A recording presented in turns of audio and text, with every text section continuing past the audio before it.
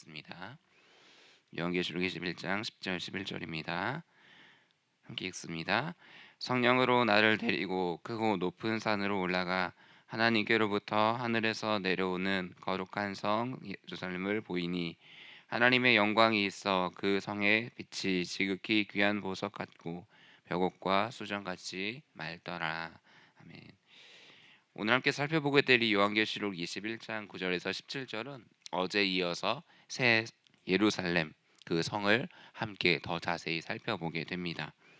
이곳은 하나님의 임재와 백성의 완성을 상징하는 거룩한 성입니다. 이 본문은 단순한 환상이 아니라 하나님의 언약이 성취되며 반드시 마지막 날에 이루어질 이야기입니다. 주의 깊게 살펴볼 내용을 중심으로 말씀을 묵상해 보도록 하겠습니다.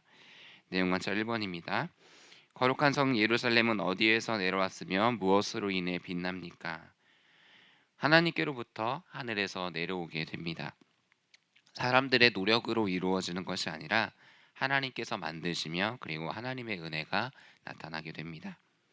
하나님께서 주도적으로 그 일들을 행하시죠. 모든 것이 다 하나님께로부터 시작됩니다.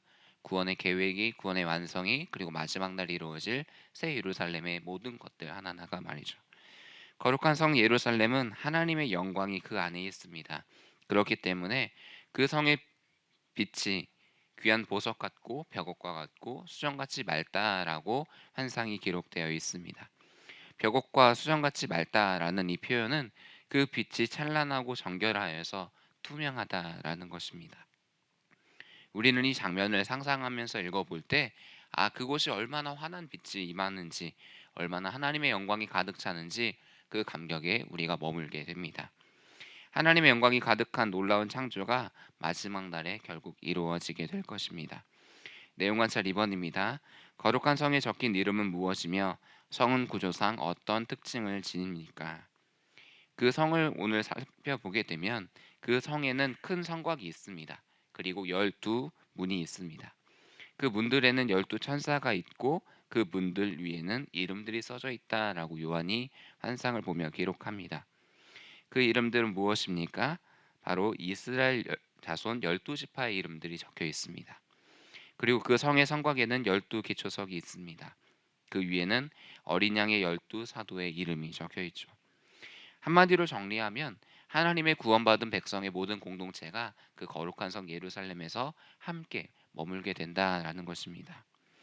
문은 동서남북 각 3개씩 있고 그 성의 모양은 정사각형입니다. 지수는 12,000 스타디온입니다. 그리고 그 성곽의 두께는 144규빗이다라고 기록합니다.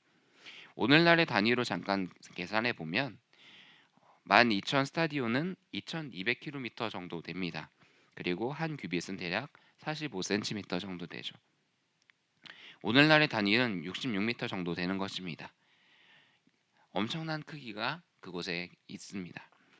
하나님의 완벽한 질서가 하늘의 공동체에 담겨 있는 것이죠. 물론 이 문자적인 이 그대로의 크기가 아닐 수도 있고 더 큰 크기일 수도 있지만 요한이 보았던 그 엄청난 크기가 기록되어 있는 것입니다. 영과 묵상으로 넘어가겠습니다. 거룩한 성 예루살렘이 하나님께로부터 내려온다는 것은 무엇을 의미합니까? 우리의 구원은 어디로부터 옵니까? 바로 우리에게서 난 것이 아니라 하나님의 선물입니다. 왜냐하면 우리가 자랑하지 못하게 하려 함이기 때문이죠. 이와 같이 마지막 때의 거룩한 성 예루살렘에서 하나님께서 준비하신 이 모든 것들은 하나님께서 거하시는 공간입니다. 하나님께서 친히 자신의 백성과 함께 거하시는 장소인 것이죠. 하나님께서 친히 완성하실 것입니다.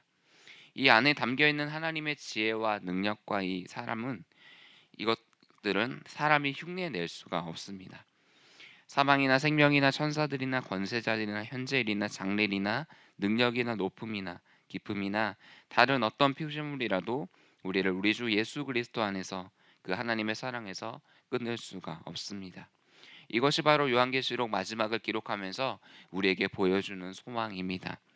우리는 요한계시록을 달려오면서 사단의 공격과 그의 모든 하는 행동들 하나하나 가운데 때로는 두려움을 느꼈을 수도 있습니다. 하지만 우리가 기억할 것은 결국 하나님은 영원히 우리와 함께하게 되신다는 소망입니다.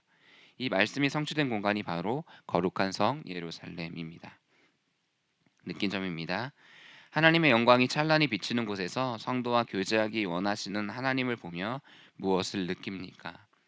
오늘날의 사람들은 학력과 직장과 경력과 그리고 재산들을 통해서 자신의 영광들을 세워 나가려고 합니다. 자기의 이름이 드러날 때 그것이 자기의 최고의 가치로 여겨지곤 합니다.